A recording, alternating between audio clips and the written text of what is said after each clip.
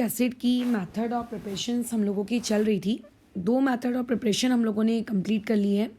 जो पहली method of preparation हम लोगों ने पहले दिन पढ़ी थी, ठीक है, वो थी बाय साइनाइड। आप साइनाइड या फिर क्या कह सकते हो, आपके अमाइड्स, उनकी मदद से आप क्या क्रिएट कर रहे थे, व्हाट वी से कार्बोक्सिलिक एसिड। कल हम लोगों ने एक और रिएक्शन पढ़ी है, ग्रिग्नार्ड रिएजेंट और CO2। ठीक है, जब आप ग्रिग्नार्ड रिएजेंट और CO2 को रिएक्ट कराते हो तो आपके पास कार्बोक्सिलिक एसिड बनता है। इन दोनों रिएक्शन की एक सबसे अच्छी स्पेशलिटी थी, ये दोनों रिएक्शन स्टेप अप रिएक्शन है। स्टेप अप रिएक्शन का मतलब, जब आप सबस्ट्रेट में, लेट्स इमेजिन आपके पास n कार्बन एटम्स होते हैं, तो आप जो प्रोडक्ट बनाओगे उस प्रोडक्ट के पास इससे ज़्यादा कार्बन एटम्स होंगे। यानी कि कितने कार्बन एटम्स होते हैं वहाँ पे, उससे एक ज़्यादा, यानी कि n+1 कार्बन एटम्स वहाँ रहेंगे। हम लोग शुरू करेंगे आज की तीसरी मेथड। इस तीसरी मेथड से हम सीखेंगे कि किस तरीके से कार्बोक्सिलिक एसिड प्रिपेयर किया जाता है। बहुत ही शॉर्ट एंड सिंपल सी रहेगी हम लोगों की तीसरी मेथड। कल वाली बहुत इंपॉर्टेंट रहेगी, पूरी एस्टरिफिकेशन रिएक्शन समझेंगे। ठीक है, एस्टरिफिकेशन का पहले पूरा मैकेनिज्म और एस्टरिफिकेशन रिएक्शन के अलग अलग नियम, कायदे एंड रूल्स। इससे पहले मैंने एस्टरिफिकेशन पढ़ाया नहीं था, इसी चैप्टर के लिए छोड़ के रखा था कि कार्बोक्सिलिक एसिड आएगा उसके मेथड ऑफ प्रिपरेशन में पढ़ाऊंगी। तो कल वाली जो रिएक्शन होगी वो बहुत इंपॉर्टेंट रहेगी। ठीक है, अभी आते हैं तीसरी रिएक्शन में।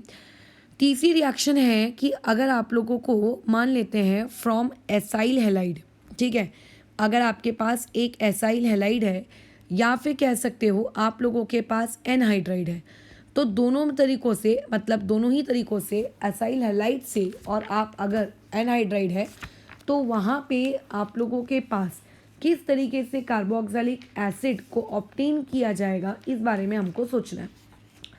तो फर्स्ट ऑफ ऑल ये पता होना चाहिए कि आप लोगों का एसाइल हैलाइड होता क्या है, या फिर आपको ये पता होना चाहिए कम से कम कि आपका एनहाइड्राइड होता क्या है।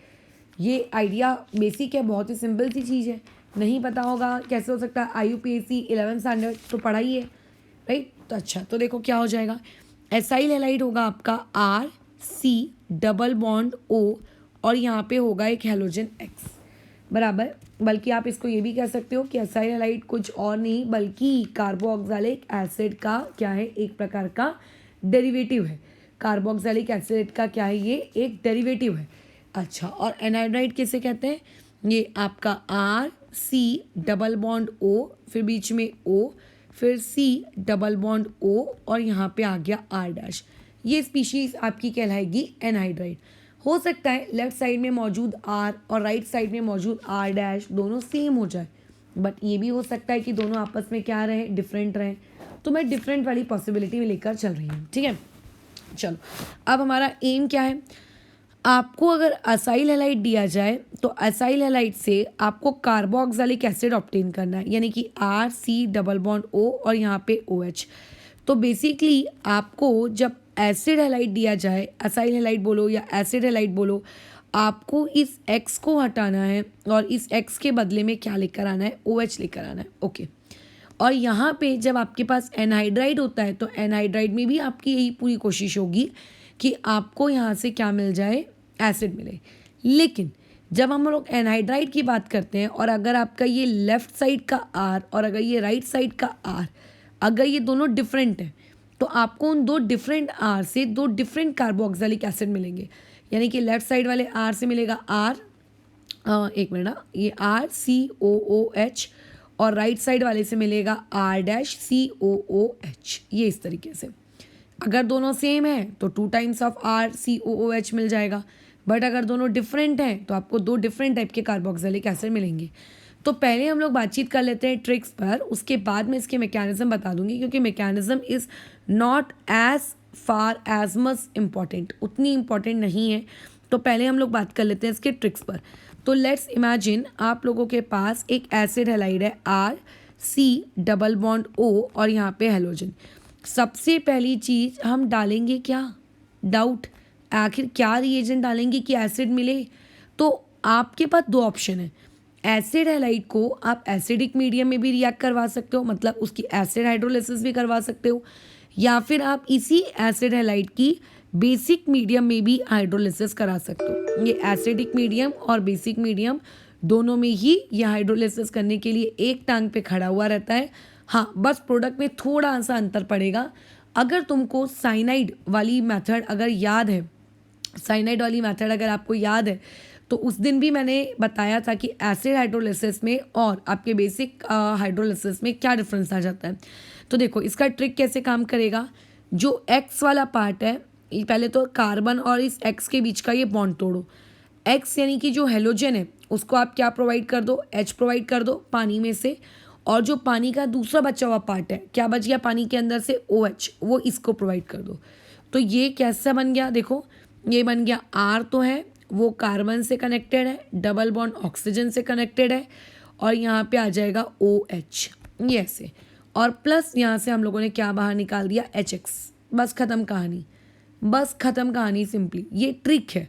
लेकिन अगर मान लेते हैं मैं इसी सेम रिएक्शन को बेसिक मीडियम में कराती हूँ, तो अगेन यहाँ से बॉन्ड टूटेगा, यहाँ पे आप H दोगे, यहाँ पे आप OH दोगे, बराबर। और आप बोलोगे फिर ऊपर वाले और नीचे वाले प्रोडक्ट में क्या अंतर है? अंतर है। अंतर ये है कि जब भी हम बेसिक मीडियम में किसी भी एसिड को प्रोड्यूस करवा रहे हैं, या फिर कह सकते हो ऐसा कि जब भी कोई एसिड बेसिक मीडियम में आप एसिड को बोलते हो कि तुम एग्जिस्ट करो, तो बेसिक मीडियम में कभी भी एसिड के फॉर्म में एग्जिस्ट नहीं करता, वो एग्जिस्ट करता है in the form of vault salt, in the form of vault salt. वो इस तरीके से आयन के फॉर्म में एग्जिस्ट करेगा। क्यों एग्जिस्ट करेगा तुम खुद सोचो। तुम्हारे एसिड के पास H है, बेस के पास OH है, HOH क्या करवाते हैं, न्यूट्रलाइजेशन, क्या बनेगा, सॉल्ट। इस तरीके से आयन के फॉर्म में वो एग्जिस्ट करता है। और फिर बाद में अगर आपको इसको कार्बोक्सिलिक एसिड में कन्वर्ट करना है, अगर बाद में आपको इसको कार्बोक्सिलिक एसिड में कन्वर्ट करना है, तो आपके कन्वर्जन के लिए आप यहाँ पे जो ये सॉल्ट बना है उस सॉल्ट की और फर्दर हाइड्रोलिसिस कर दो। और जब आप इस सॉल्ट की फर्दर हाइड्रोलिसिस करोगे तो फिर तो सीधी सीधी सी कहानी है, RC डबल बॉन्ड OH। यानी कि अगर फर्दर हाइड्रोलिसिस की तो एसिड तक पहुँचोगे, और अगर एक ही बार उसकी बेसिक मीडियम में हाइड्रोलिसिस किए तो वो आपको सॉल्ट पे लाके रोक देगा। ये हो गया, ये था आप लोगों की रिएक्शन। कितनी आसान सी है। अच्छा, एनहाइड्राइड के केस में भी ऐसी होगा क्या? चलो एनहाइड्राइड की भी ट्रिक देख लेते हैं। लेट्स इमेजिन मेरे पास एक एनहाइड्राइड है जो दोनों तरफ से सेम है, RC डबल बॉन्ड O, बीच में एक और O, उसके बाद कार्बन डबल बॉन्ड O, और यहाँ पे लेट्स से R। और आपको मैंने कहा कि यहाँ पे हाइड्रोलिसिस करो, ठीक है, बराबर। अच्छा, तो मैंने यहाँ पे इसकी हाइड्रोलिसिस कर दी। इसको एसिडिक मीडियम में हाइड्रोलाइज कर रहे हैं। अगर बेसिक में करोगे तो याद रखना एसिड्स एग्जिस्ट नहीं करेंगे, उनके क्या एग्जिस्ट करेंगे, आयन्स एग्जिस्ट करेंगे, ठीक है, सॉल्ट्स एग्जिस्ट करेंगे। क्या करना है अभी, क्योंकि ये सिमेट्रिकल एनहाइड्राइड है, क्योंकि ये सिमेट्रिकल एनहाइड्राइड है तो आप कहीं से भी ब्रेक करो। मान लेते हैं मैंने यहाँ से ब्रेक किया, ये यहाँ से, अगर मैंने यहाँ से ब्रेक किया तो इस तरफ क्या आ जाएगा, H, और इस तरफ क्या दे दो, OH, ठीक है। जिस तरफ O है उस तरफ H दे दो, और जिस तरफ कुछ नहीं है उस तरफ क्या दे दो, OH दे दो। तो देखो क्या बन गया आपका, ये इतनी स्पीशीज़ क्या बन गई, इतनी स्पीशीज़ बन गई RC डबल बॉन्ड O, और यहाँ पे आ गया OH, बराबर। और ये स्पीशीज़ भी क्या बन गई, अरे यार ये भी तो वही बनी है, तो इसको लिख देंगे 2 टाइम्स। अच्छा, अब इस चीज़ का एक एग्जांपल देख लेते हैं। इसका एग्जांपल आएगा आपके पास PH, यहाँ पे C डबल बॉन्ड O, यहाँ पे O, यहाँ पे C डबल बॉन्ड O, और ये PH दिख रहा है। सिमेट्रिकल एनहाइड्राइड है। सिमेट्रिकल एनहाइड्राइड की मैंने हाइड्रोलिसिस की। लेट्स इमेजिन मैंने यहाँ से बॉन्ड तोड़ दिया, तो जिस बॉन्ड की तरफ O है उधर H दीजिए, और जिस तरफ O नहीं है उस तरफ OH दीजिए। अब ये दोनों क्योंकि सिमेट्रिकल है तो दो अलग अलग प्रगले समान एसिड लिखने से अच्छा है मैं उसको लिख दूंगी ना 2 टाइम्स ऑफ PHCOOH। ये बन गया मेरा बेंजोइक एसिड, ठीक है, ये बन गया हमारा बेंजोइक एसिड। लेकिन जस्ट इमेजिन अगर आपके पास सिमेट्रिकल एनहाइड्राइड नहीं है, ठीक है, इस तरीके के बच्चों के जैसे सवाल मेंस वगैरह में भी तक नहीं पूछे जाते, ठीक है ना, बिल्कुल नहीं पूछे जाते, ये बोर्ड एग्जाम्स वाले ही पूछते हैं। अच्छा, अब आपके पास मान लेते हैं ये अनसिमेट्रिकल एनहाइड्राइड है। अनसिमेट्रिकल एनहाइड्राइड का आपको हाइड्रोलिसिस करना है, तो आप बोलोगे क्या करेंगे, confuse, no need of confusion. Confusion वहाँ क्रिएट होती है जब अनसिमेट्रिकल चीज़ में से एक चीज़ एक अलग प्रोडक्ट बना रही है और दूसरी चीज़ अलग प्रोडक्ट बना रही है, तो हमें टेंशन आता है यार कौन सी वाली चीज़ से प्रोडक्ट बनाए, क्योंकि अगर ऐसा करेंगे तो A बनेगा, वैसा करेंगे तो A की जगह B बनेगा, फिर B क्यों नहीं बना, यहाँ पे कोई दिक्कत नहीं है, आप बस बॉन्ड को ब्रेक करो। लेट से तुमने यहाँ से बॉन्ड ब्रेक किया, इसको H दे दिया, इसको OH दे दिया, आखिर बनना तो दोनों को एसिड ही है ना। अब लेकिन हाँ, ये वाली चीज़ क्या कहलाएगी, ये वाली चीज़ हो गई आप लोगों की बेंजोइक एसिड, और ये वाली चीज़ आप लोगों की क्या कहलाएगी, 1 कार्बन 2 कार्बन 3 कार्बन, 3 कार्बन का एसिड, यानी कि ये क्या है आप लोगों का प्रोपेनोइक एसिड, ये हो गया। तो इसमें इस बात की टेंशन तो लेना ही मत कि ब्रेकिंग कहाँ से करें, क्योंकि ब्रेकिंग करने के बाद जो 2 प्रोडक्ट्स बन रहे हैं वो 2 प्रोडक्ट्स भी तो आप लोगों के क्या हैं, एसिड ही हैं। तो कहीं से भी ब्रेक करो, कैसे भी ब्रेक करो, कोई फ़र्क नहीं पड़ता। चलो let's discuss about the mechanism part. Again मैं बता देती हूँ, mechanism is not as much important, तो अगर मैकेनिज्म को सुनकर कान से निकालना भी चाहो तो भी चलेगा। अब देखो होता कैसा है, I am talking about a acid derivative, let's say RC double bond O और यहाँ पे Z यहाँ पे कोई भी लिविंग ग्रुप है, यहाँ पे Z कोई भी एक लिविंग ग्रुप है। ऐसे केस में अगर मैं इसकी हाइड्रोलिसिस करवाती हूँ, मैं इसको अगर पानी प्रोवाइड करती हूँ H+H2O, तो देखो क्या होगा, when we provide it water, ठीक है, जब हम इसको पानी देंगे तो पानी देने से होगी क्या समस्या, बताइए, पानी देने से क्या समस्या होगी, सोचो सोचो सोचो। जब आपके पास कोई ऑक्सीजन हो और आप उसको H दे रहे हो, तो ऑक्सीजन पूरी कोशिश करता है कि अपने उन लोन पेयर से उस H+ के पास जाए, यानी कि ये चीज़ हो जाएगी R, ऊपर में C double bond O। Oxygen ने क्योंकि अपना एक लोन पेयर यूज़ कर लिया तो उस बेचारे पे पॉजिटिव चार्ज, ये H। अब ये पानी वाला H है, तो लेट अस डिनोट दैट पानी वाला H with a symbol red, ठीक है, ताकि मैं डिस्टिंग्विश कर पाऊँ नेक्स्ट स्टेप में। तुम्हें क्या लगता है ये स्पीशीज स्टेबल है कि अनस्टेबल है? ये एक अनस्टेबल स्पीशीज़ है। क्यों ये आप लोगों की एक अनस्टेबल स्पीशीज़ है, बताइए? वो इसीलिए क्योंकि आपके पूरे पीरियोडिक टेबल के one of the most electronegative species के ऊपर पॉजिटिव चार्ज है, ठीक है, क्योंकि because one of the most electronegative species bears positive charge. इसने क्या करके रखा है, अपने ऊपर पॉजिटिव चार्ज रखा है। अब इलेक्ट्रोनेगेटिव स्पीशीज़ कभी पॉजिटिव चार्ज रखना पसंद नहीं करेगी, तो अपने उस पॉजिटिव चार्ज को हटाने के लिए वो पाई इलेक्ट्रॉन्स को अपनी तरफ खींच लेती है कि आओ भाई पाई इलेक्ट्रॉन्स, मेरा आके पॉजिटिव चार्ज आप डिस्ट्रॉय करो। तो ये चीज़ हो जाएगी RC सिंगल बॉन्ड हो गया, O के ऊपर वो लोन पेयर आ गए और H ऐसा कनेक्टेड है, और यहाँ पे आ गया Z। लेकिन इस चक्कर में बेचारे कार्बन में पॉजिटिव आ गया, अब इस कार्बन के पॉजिटिव को दूर कैसे किया जाए, समस्या, ठीक है, इस कार्बन के पॉजिटिव को दूर कैसे किया जाए, समस्या। तो कोई समस्या नहीं है, बहुत ही सिंपल सी चीज़ है, पानी किस दिन काम आएगा।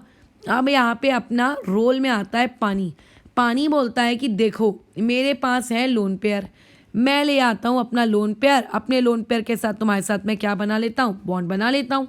तो वो आया, R रहा, C रहा, ऊपर में OH है, यहाँ पे Z है, इस कार्बन से कनेक्ट हो गया O, और यह पानी आके कनेक्ट हो गया। लेकिन जब बेचारे पानी ने कार्बन के साथ बॉन्ड बनाया तो कार्बन का तो पॉजिटिव हट गया, बट O पे पॉजिटिव आ गया, ठीक है, अब ऐसे केस में अब ये जो O है इसके ऊपर का आपको पॉजिटिव हटाना है। अब ये O अगेन अनस्टेबल है, बोलता है यार तेरा पॉजिटिव हटाने के चक्कर में मेरे पे पॉजिटिव आ गया, कैसे हटाऊँ मैं ये पॉजिटिव। तो वो क्या करता है, तुरंत यहाँ से ये जो H है, इस H से अपने इलेक्ट्रॉन्स को विड्रॉ करता है, क्योंकि देखो उसके पास ऑप्शंस क्या क्या हैं पॉजिटिव हटाने के।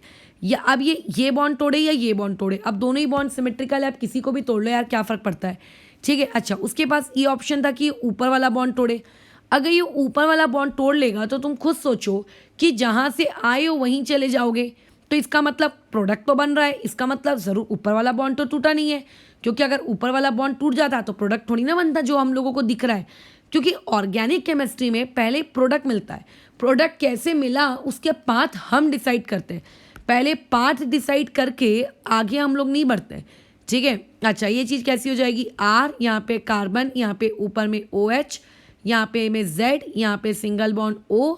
अच्छा, O के बाद यहाँ पे आ जाएगा एक H, उसके बाद लोन पेयर उसके वापस आ गए, बाहर निकल गया H+। जो H+ बाहर निकल रहा है उसके बारे में टेंशन ना लो, बिल्कुल ना लो, निकल गया, मैं क्या करूँ उसका, निकल गया।